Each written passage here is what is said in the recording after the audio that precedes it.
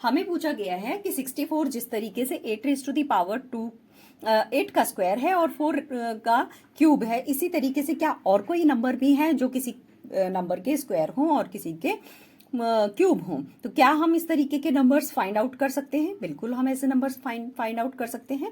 ऐसा करने के लिए हमें सबसे पहले 3 और 2 को यानी कि इनकी पावर्स को मल्टीप्लाई करना होगा।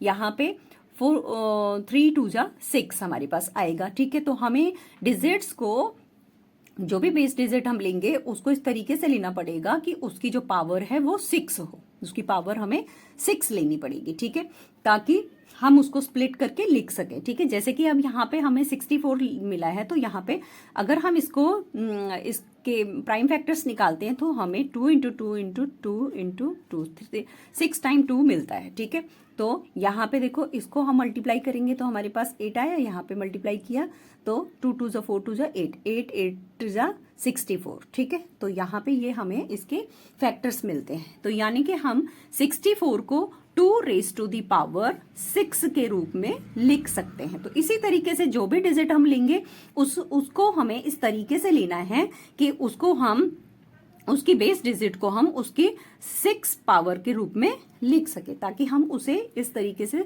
कर सकें। जैसे अब अगर हम इसे 2 रेज टू दी पावर 6 को हम ऐसे भी लिख सकते हैं 2 रेज टू दी पावर 3 की होल पावर 2, और ऐसे भी लिख सकते हैं कि 2 रेज टू दी पावर 2 और इसका होल पावर 3। ठीक है, अब जब हम इसको मल्टीप्लाई करेंगे तो 2 को 3 टाइम्स मल्टीप्लाई करने पे हमारे पास 8 आएगा और 8 की पावर 2 हमारे पास आ जाएगी, और 2 को 2 से मल्टीप्लाई करेंगे तो 4 आएगा और 4 की पावर यहाँ पे 3 आ जाएगी। ठीक है, इसी तरीके से हम एक और डिजिट जैसे कि 3 रेज टू दी पावर 6 लेके देखते हैं। ठीक है, अब 3 रेज टू दी पावर 6 हम इसे लिख सकते हैं।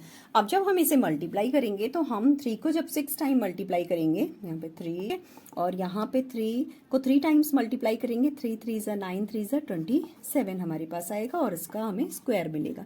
यहाँ पे हमें क्या मिलेगा, यहाँ 3 का स्क्वायर करेंगे तो 9 हमें मिलेगा और 9 का क्यूब हो गया। ठीक है, तो कोई डिजिट हम यहाँ पे फाइंड आउट करते हैं, कौन सी वो डिजिट होगी जो 27 की स्क्वायर है और 9 के क्यूब है। ठीक है, तो यहाँ पे मल्टीप्लाई करेंगे तो जब हम 27 को 27 से मल्टीप्लाई करेंगे तो हमारे पास 729 आएगा।